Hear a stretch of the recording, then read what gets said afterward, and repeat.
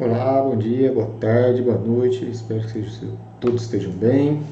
Estou aqui hoje para passar uma diquinha de ouro, principalmente para aqueles que estão preocupados e têm dificuldade em definir referência em movimento uniforme e movimento uniformemente acelerado ou variado, né? Ou movimento uniforme ou o nosso famoso movimento uniformemente variado. Primeiro caso, aceleração nossa é nula. Segundo caso, a nossa aceleração é diferente de zero, né? Então, aceleração positiva ou negativa. E quem define esse sinal é o nosso referencial, a nossa referência. Então, o ideal é que você, no começo de qualquer problema, qualquer exercício, já defina. O meu eixo aumenta da direita para a esquerda ou ele aumenta da esquerda para a direita. Movimento uniforme ou uniforme retilíneo, não importa se ele é acelerado ou não. Então, se ele aumenta para a direita, isso aqui implica que se o meu movimento está no mesmo sentido do eixo, quer dizer que a minha velocidade vai ser positiva.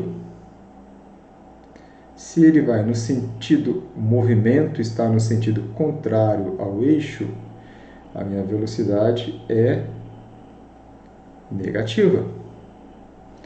Mesma coisa vale ao contrário, né? O meu eixo está indo da direita para a esquerda. Então, se o meu movimento é a favor do eixo, velocidade maior que zero. Se ele é contrário ao eixo, velocidade vai estar menor do que zero. Porque quem define isso é o meu referencial. Quando eu estou falando do movimento acelerado, que tem aceleração, aí nós também temos outro fator, né, que é a própria aceleração. Se a minha aceleração ela é no sentido do eixo, ou seja, ela está ajudando o movimento no próprio sentido do eixo, a gente fala que ela é positiva. Quando a gente tem uma aceleração, uma desaceleração, que é contrário ao aumento do eixo, aqui é negativo. Então, implica que ele está forçando o movimento contrário ao eixo. A mesma coisa aqui embaixo. Se a aceleração ela força o movimento no mesmo sentido do eixo, positiva. E se ela segura o movimento, se ela é contrária ao tamanho, né, a direção onde o eixo aumenta, ela é menor do que zero.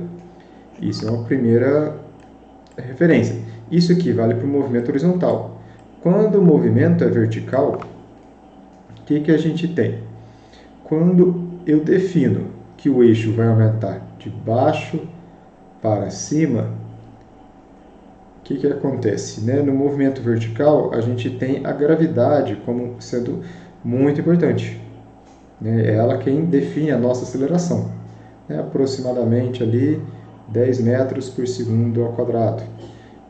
Quando o meu eixo, eu defino ele que ele vai aumentar para cima, a gente usa a gravidade como negativo, porque ela força sempre o movimento para o centro da Terra. Então, ela está no sentido contrário ao meu aumento do meu eixo. Quando eu defino o meu movimento para baixo, o que acontece? Ela está no mesmo sentido, a gravidade está no mesmo sentido do eixo, o que força a um sinal positivo. Mas quando eu vou saber usar um ou outro? Por exemplo, se eu vou soltar um objeto do alto de um prédio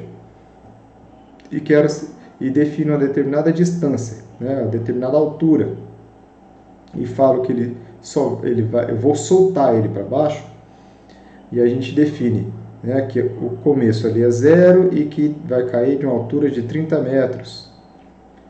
E aí, o que acontece? O movimento, a aceleração, está a favor ou contra a gravidade? Está a favor. Então, é positivo.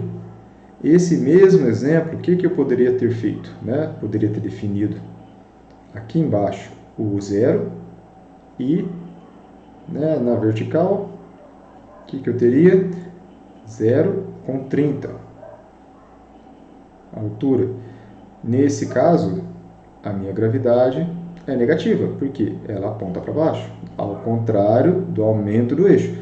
Então, é sempre importante você saber para onde o meu eixo está aumentando. Um outro exemplo. né, que a gente usa muito, que é quando a gente tem esse tipo de situação, né? A gente joga uma bola para cima e observa o movimento dela de queda. Se eu defino que o meu eixo aumenta para cima de 0 a 2 metros, a minha gravidade nos cálculos, eu vou usar ela negativa. Então, sempre importante definir para onde eu vou definir que o meu valor da distância do espaço do deslocamento aumenta.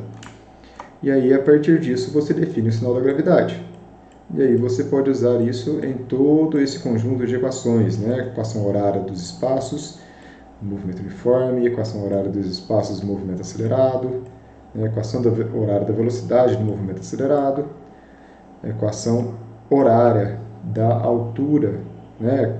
Dos espaços, a mesma coisa, com a gravidade do movimento acelerado, equação da velocidade para o movimento acelerado, equação de Torricelli para quando a gente não tem o tempo para movimento acelerado. Se for movimento de queda vertical, a gente substitui a aceleração pela gravidade.